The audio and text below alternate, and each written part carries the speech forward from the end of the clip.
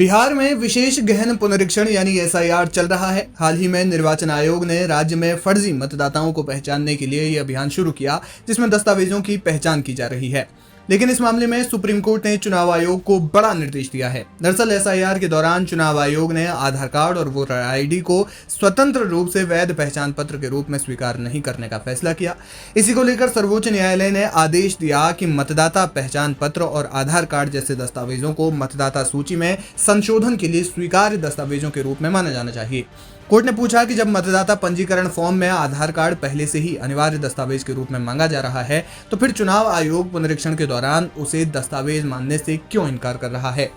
Supreme court में सुनवाई के दौरान क्या क्या हुआ, विस्तार से समझते हैं। इस केस में जस्टिस सूर्यकांत और जस्टिस जयमाल बागची की पीठ ने सुनवाई की। याचिकाकर्ता संस्था एसोसिएशन फॉर डेमोक्रेटिक रिफॉर्म्स यानी एडीआर की ओर से वरिष्ठ अधिवक्ता गोपाल शंकर नारायणन ने कोर्ट से मसौदा सूची की अधिसूचना पर रोक लगाने का आग्रह करते हुए कहा कि इससे लगभग 4.5 करोड़ मतदाताओं को असुविधा होगी। चुनाव आयोग की मसौदा सूची आने के बाद जो लोग वोटर लिस्ट से बाहर हो जाएंगे, उन लोगों को आपत्तियां दर्ज कराने और सूची में नाम शामिल करने के लिए कदम उठाने होंगे। वहीं चुनाव आयोग की ओर से पेश हुए अधिवक्ता राकेश द्विवेदी ने दलील दी कि ये केवल एक ड्राफ्ट लिस्ट है। इसके बाद जस्टिस सूर्यकांत ने स्पष्ट रूप से कहा कि अगर ड्राफ्ट या मसौदा सूची में कोई अवैधता या गड़बड़ी पाई जाती है तो न्यायालय इस पूरी प्रक्रिया को ही रद्द कर सकता है। याचिकाकर्ताओं ने पीठ को यह भी बताया कि चुनाव आयोग आधार कार्ड, मतदाता फोटो पहचान पत्र और राशन कार्ड पर विचार करने के सुप्रीम कोर्ट के 10 जुलाई के आदेश के अनुसार दी गई सलाह का उल्लंघन कर रहा है। वहीं चुनाव आयोग ने कहा कि जहां तक राशन कार्डों की बात है, कई फर्जी कार्ड जारी किए गए हैं। Aim right, achieve big at KR Mangalam University.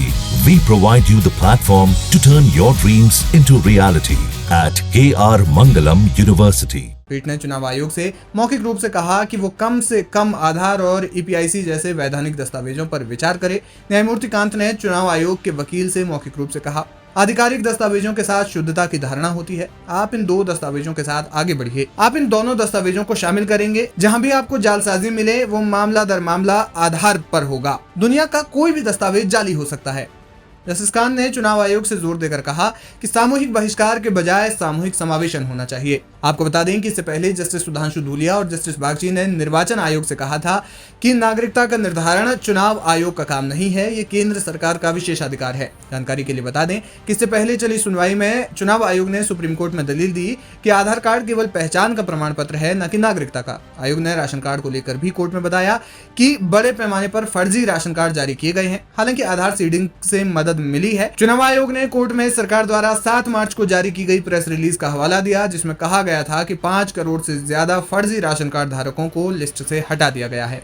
बहरहाल सुप्रीम कोर्ट के निर्देश के बाद चुनाव आयोग क्या कदम उठाता है, ये देखना अहम होगा।